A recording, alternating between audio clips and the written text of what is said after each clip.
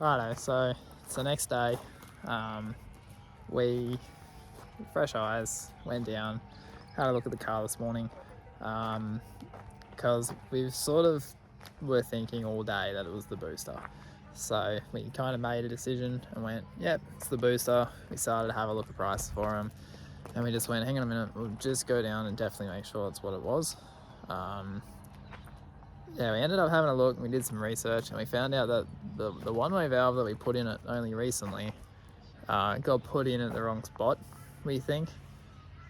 So instead of it did its job for the brake booster, but it wasn't actually letting the boost that the car was making hold the blow-off valve shut. So because of that, they were just being forced open pretty much straight away and they were staying open. So we've moved the booster, we've moved the valve, and we're gonna go try it. But yeah, you're gonna feel pretty stupid if that's what it was, because we spent a lot of time and a lot of money trying things in the car. And if it comes down to just a little valve, it's gonna be disappointing, but I guess that's what you do when you're trying to learn how to do something. But yeah, so we're gonna go try it. I got a little test spot which happens just to be out the front of my house, that we're just going to go quickly try the car with and we'll see what happens. So out of our little adventure that we just did, yeah, we found out that was our issue. So I'll put the videos down here now. Car's going really close.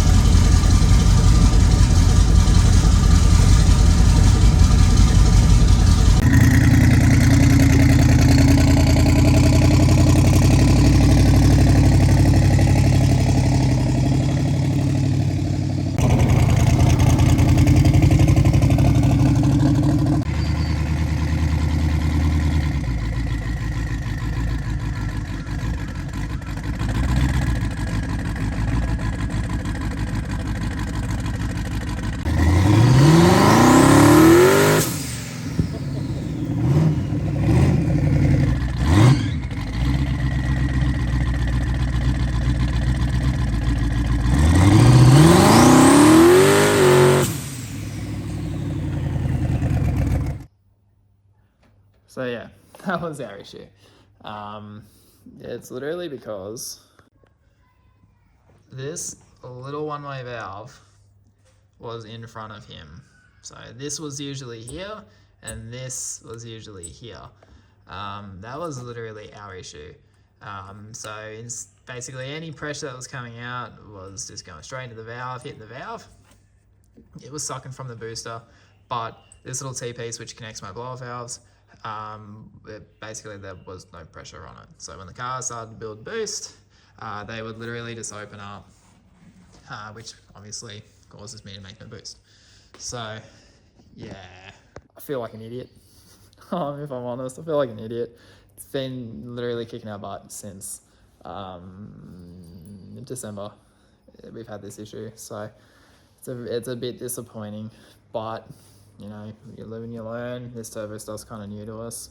The car was originally blown, so we had carbies on it and it was quite simple to work out. But yeah, the videos before that played, you can see the car is 9-day difference. For anyone that did see it out of Power Cruise, or even that knows the car, it's just been issue after issue after issue. And to see that it was literally just a valve, yeah, feels stupid, but whatever.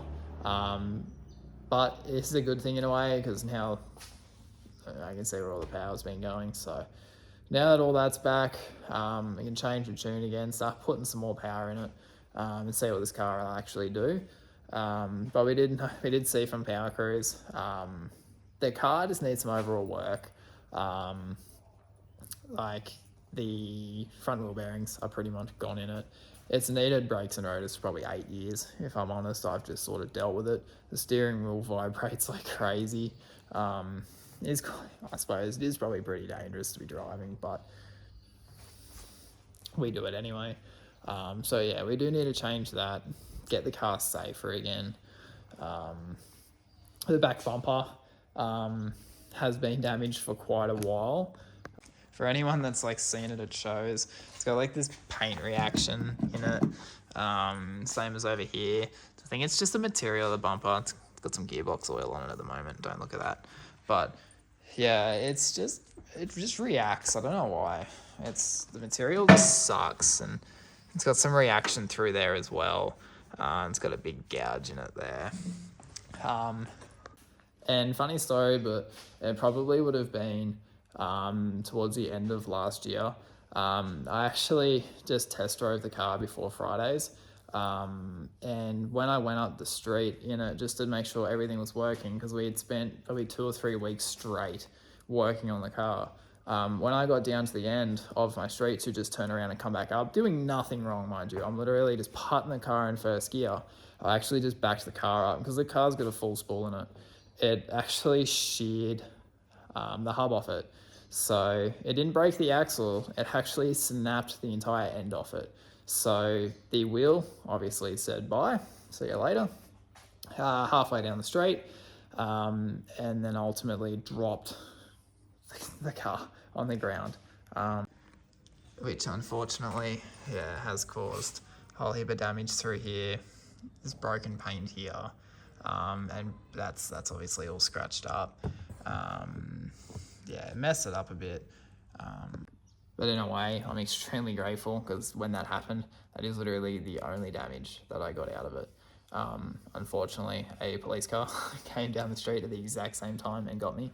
And it was a really awkward experience the whole way home, because we had to basically skull drag the car up onto the back of my trailer and tow it down the street, doing like a K, because the back of the car was sort of half off, and it's just a mess. And he literally followed us the whole way home with his lights on, and my whole street was out videoing. It was really awkward, but so I do need to fix that as well, because that's starting to look a bit how you going when we go onto these shows. And I got a back bumper that's half missing paint, but it's just some TLC and some tidy up on it. I'm going to do, if it's not today, it'll be sometime this week, I'm going to do like a walk around video of the car, showing everything about it, what it is, what it's been done to it. I've had a lot of people for years asking for a video just about the car, the story of it and whatnot, so I plan on doing that this week, hopefully. But yeah, I've got some other stuff that I'm going to be starting to film as well. This car's, apart from the work that's going to be done to it, it's not really going to be going anywhere a whole lot. Unfortunately, this time of year, the kind of events this car is good for, there's not many of them that are on. It's more of like a Power Cruise Fridays type car, and unfortunately, the next closest show for us is in July. So we're going to be doing a build on my car trailer. We're going to actually be enclosing it, which will be quite interesting. We're going to be enclosing my trailer, so I'm going to be filming all of that, which is going to be something pretty cool to be able to film. There's going to be quite a bit of work going into it, so I plan on filming that and doing a bit of a series on it. We do also have another car to the family that I haven't announced anywhere. It's actually a VE Commodore. Mind all the chairs, but it's just behind me there. It's a VE Commodore. It's a ute. We're cutting the back out of it. And we're going to be doing a car very similar to this one. It's going to have a big block in it. And instead of sort of being like a cruise, sort of roll racing, no prep kind of car, it's going to more be like a burnout, power skid, thrash the crap out of car. So that should hopefully be getting started shortly as well. So yeah, got quite a bit to sort of film and keep up on. So I'm going to do my best to do it. Mind you, I'm probably going to forget, because I'm only new to doing this and I can't keep track of my life usually at the best of times anyway. So I'm going to do my best to keep track of all of it. But yeah, hopefully in the next day or two, I'll get a video up about the car, what's been done to it, which I've actually wanted to do myself for a very long time. So please keep on the lookout for that. It should hopefully be quite a cool video. But yeah, like, comment, and subscribe. I'm only new to all of this, so please, if there's anything you guys watch and see me do or want to see, please do let me know, because I'll take any suggestions at this point. So yeah, thanks guys, and I'll catch you around.